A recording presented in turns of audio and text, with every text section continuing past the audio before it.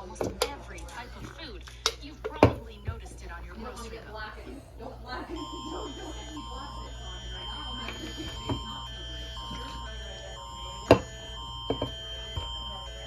Alberta has declared a state of public health emergency to protect the healthcare system. New public health restrictions will be in place starting 12:01 a.m. September 16th. Please follow the rules and get vaccinated to help stop the spread of COVID-19. To learn more, visit www.alberta.ca/COVID-AV. Emergency alert. Wow.